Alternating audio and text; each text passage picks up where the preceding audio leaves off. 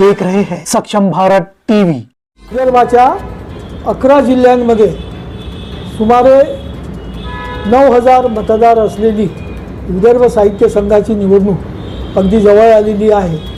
यंदाचा विशेष असा आहे की विदर्भ साहित्य संघाच्या 103 वर्षाच्या इतिहासात पहिल्यांदा अतिशय लोकशाही मार्गाने मोठी निवडणूक होऊ घातली आहे। कारण एका अध्यक्षपदासाठी 5 उमेदवार रिंगणात आहे आणि कार्यकारिणीच्या 22 सदस्यपदासाठी 83 उमेदवार रिंगणात आहे। हा गेल्या शतकातला या संस्थेच्या निवडणुकीचा विक्रम आहे। आणखी एक विशेष असं की 3 संपूर्ण पॅनल एकमेकाच्या विरोधात आहेत। गिरीश गांधी अध्यक्ष असलेल्या पॅनलमध्येही 22 सदस्य आहेत।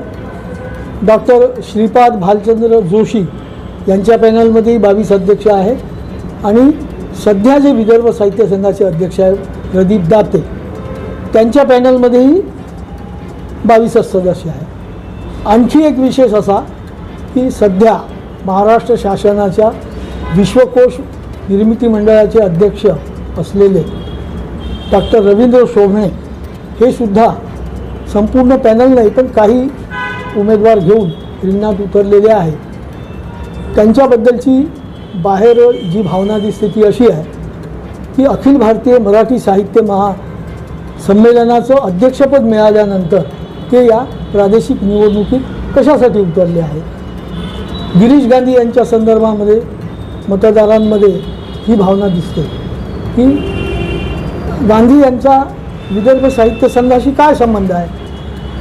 ते या संस्थेच्या कार्यकारिणीतसुद्धा यापूर्वी कधीही राहिलेले नाही।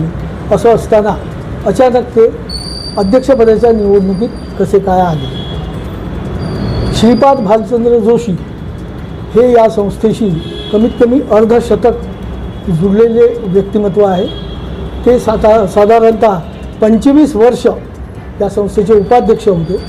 याशिवाय वेगवेगळ्या पदांवर त्यांनी या संस्थेत काम केलेलं आहे आणि त्या अनुभवाच्या आधारावर ते मत मागत आहेत। या निवडणुकीचं आणखी एक वैशिष्ट्य म्हणजे इथं पोस्टल बॅलेट सिस्टीम आहे। पोस्टल बॅलेटचा अर्थ असा की मतदारांना मतदार यादीत नोंदवलेल्या पत्त्यावर स्पीड पोस्टनं मतपत्रिका घरी जाते।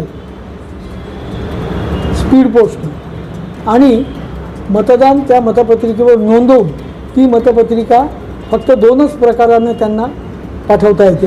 एक टपालानं ती विदर्भ साहित्य संघात नागपूरला पाठवायची किंवा नागपूरच्या मुख्य कार्यालयामध्ये विसा संघाच्या एक मोठी मतपेटी ठेवली जाईल आणि त्या मतपेटीत मतदार स्वतः आपली मतपत्रिका आणून टाकू शकतो किंवा तो दुसऱ्याच्या हातानेही ती मतपत्रिका पाठवू शकतो।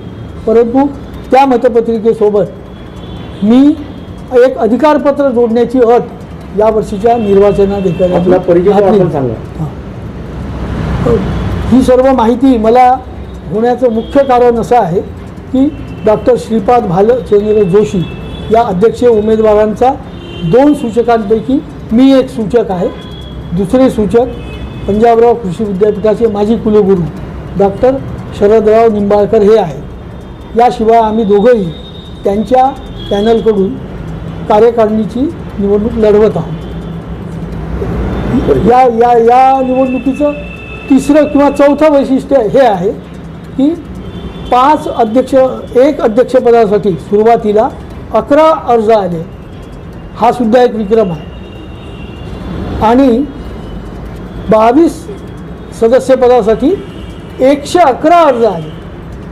म्हणजे यंदाची निवडणूक म्हणजे लोकशाहीच्या भाषेत सांगितलं तर माझ्या मते हा लोकशाहीचा उत्सव आहे असं म्हणायला हरकत नाही। याआधी आश्चर्याची गोष्ट ही आहे की अशा पद्धतीची पोस्टल बॅलेट घेऊन 46 वर्षापूर्वी झालेली आहे निवडणूक। 1980 मध्ये अशा पद्धतीची निवडणूक झाली होती आणि त्या निवडणुकीमध्ये डॉक्टर मधुकर आष्टीकर विरुद्ध डॉक्टर शिरीष गोपाळ देशपांडे अशी थेट लढत होऊन डॉक्टर आष्टीकर विजयी झाले होते। त्यानंतर प्राचार्य राम शेवाळकर यांच्या काळातही अशी निवडणूक झाली, पण ती कार्यकारिणीची निवडणूक झालीच नाही. आपण कोणत्या पदाकरता निवडणूक लढवतो? कार्यकारिणी सदस्यपदासाठी मी उमेदवार आहे आणि माझ्यासारखे 83 उमेदवार 22 जागांसाठी लढत आहेत. त्यामुळे या निवडणुकीला मतदारांमध्ये ही भावना आहे की ज्या पद्धतीने ग्रामपंचायत, जिल्हा परिषद, पंचायत समिती, नगरपालिका या निवडणुका ज्या उत्साहात होतात, तो उत्साह यंदा आश्चर्यकारकरित्या विदर्भ साहित्य संघासारख्या साहित्य संस्थेमध्ये दिसत आहे. काही प्रमाणामध्ये मतदारांमध्ये संभ्रमही आहे आणि तो संभ्रम दूर करण्याचे प्रयत्न आमच्यासह सर्वच पॅनलचे नेते करत आहे. मतदारांना प्रशिक्षित करण्याचे प्रयत्न सुरू आहे. या निवडणुकीच्या प्रचारानिमित्त एक गोष्ट जी आढळली ती ही की मतदानाची प्रक्रिया अतिशय किचकट आहे. जे साहित्य क्षेत्राशी फार जुडलेले नाही असेही मतदार असल्यामुळे त्यांना या मतदान प्रक्रियेमधला तो जो गुंता आहे तो समजत नसल्यामुळे अनेकांना शंका ही आहे की इनव्हॅलिड ठरणाऱ्या मतांची संख्या या निवडणुकीमध्ये मोठ्या प्रमाणावर राहू शकते. कसे काय इनव्हॅलिड होतील ते? त्याला मतदानाला त्यांनी ज्या अटी घातल्या आहेत त्याच्यात पहिली अट ही आहे की मतपत्रिकेच्या लिफाफ्यावर जी मतपत्रिका लिफाफ्याद्वारे परत पाठवायची आहे त्या लिफाफ्यावर मतदारानं स्वतःची सही करायची आणि पूर्ण पत्ता लिहायचा, ही एक अट आहे. दुसरी अट आहे की हा लिफाफा तुम्ही दुसऱ्याच्या हातानं पाठवत असाल तर मतदारानं त्याच्या नावानं अधिकारपत्र देणं आवश्यक आहे. तिसरी अट ही आहे की आतल्या मतपत्रिका बाहेर काढून टिकमार्क करताना अध्यक्षाच्या मतपत्रिकेवर जर एकपेक्षा अधिक चिन्ह आलं राईट्सचं किंवा काही खाडाखोड झाली तर ती इनव्हॅलिड होईल. सदस्यांच्या 83 उमेदवारांच्या मतपत्रिकेमध्ये जर 22च्या ऐवजी 23 तुम्ही नोंदले गेले मतं तर ती इनव्हॅलिड होईल. याशिवाय कुठेही खाडाखोड केलेली चालणार नाही. आणि या दृष्टीने निर्वाचन अधिकाऱ्यांनी कधी प्रशिक्षण केलं नाही आणि विदर्भ साहित्य संघात कमीत कमी वेळा निवडणुका झाल्यामुळे मतदारांना या मतप्रक्रियेची फारशी कल्पना नाही असं आमच्यासारख्या कार्यकर्त्यांना प्रचार दौरा करताना आढळते. आपण मतदारांना काय आवाहन करणार?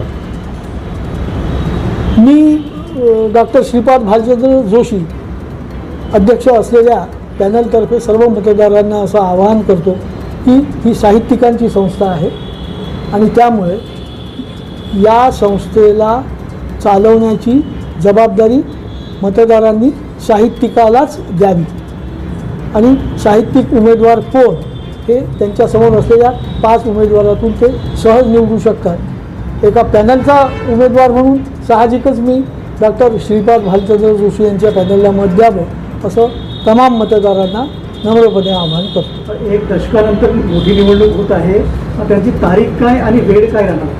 हां, या निवडणुकीची आणखी एक गंमत आहे.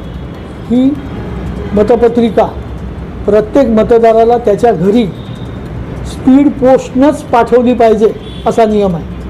ती हातात देता येणार नाही. त्यामुळे या सर्व मतपत्रिका प्रत्येक मतदाराच्या घरच्या पत्त्यावर स्पीड पोस्टनं जाईल. ही जी यादी आहे मतदारांची आज, ही अद्ययावत यादी नाही. जुने जे मेंबर होते त्याच्यातले बहुतांश मेंबर कंटिन्यू झाले आहेत. त्याच्यातले 20 ते 25% मतदार मरण पावलेले आहेत आणि 20 ते 25% मतदारांच्या घरांचे पत्ते बदललेले आहेत. त्यामुळे मतपत्रिका पोचण्यामध्ये एक मोठ्या प्रमाणावर अडथळा येऊ शकतो. जी मतपत्रिका डिलिव्हर होणार नाही ती विदर्भ साहित्य संघ कार्यालयात परत पाठवली जाईल त्या व्यवस्थेमार्फत आणि ती इथं निर्वाचन अधिकाऱ्याच्या ताब्यात जावी अशी अपेक्षा आहे. परंतु ती ताब्यात घेण्याच्या दृष्टीनं विदर्भ साहित्य संघात याची 24 तास यंत्रणा असायला हवी तशी मागणी आम्ही केली आहे.